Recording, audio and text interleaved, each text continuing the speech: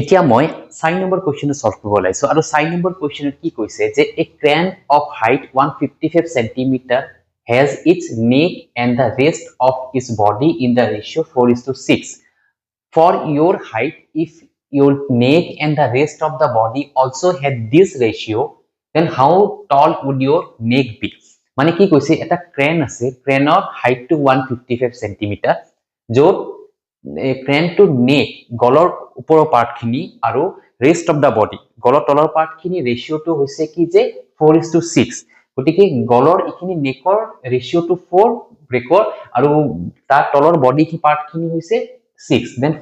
for your condition আপোনাৰ এটা height লব দিছে ইয়াতে ঠিক আছে এতিয়া আপোনাৰ হাইটৰ লগত সেম এই যেটো ৰেশিওটো আছে সেম ৰেশিও লব দিছে লৈ ইয়াতে আপোনাৰ নেকটো কিমান হ'ব হেতু সুধিছে ক্লিয়াৰ এতিয়া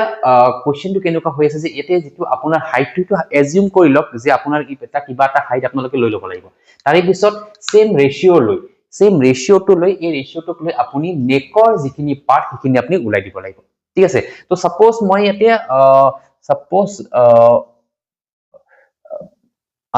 my body height equal to suppose 170 cm দিলো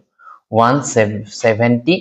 cm ঠিক আছে এতিয়া আমাৰ ৰেশিওটো গিভেন দিয়া আছে তো আমাৰ ৰেশিওটো গিভেন কি দিয়া আছে যে গিভেন ৰেশিও ইকুৱেল টু কিমান দিয়া আছে 4:6 ঠিক আছে সো ইটো আমাৰ দিয়াৰ ফৰ টোটাল ৰেশিও কিমান হ'ব টোটাল ৰেশিও 4 + 6 ইকুৱেল টু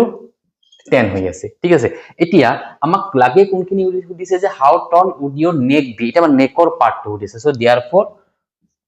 নেকৰ পাৰ্টটো আমি এটা ফাইন্ড কৰিম সো নেকৰ পাৰ্টটোৰ কাৰণে নেকৰ কোনখিনি আছে ৰেশিও কোনখিনি পাৰ্ট নেকৰ পৰা প্ৰথম পাৰ্টখিনি তো ইয়াৰে নেকৰ আমাৰ প্ৰথম পাৰ্টখিনি এটো পৰিছে 4 গতিকে এটো 4 হ'ব আৰু টোটাল ৰেশিও কিমান 10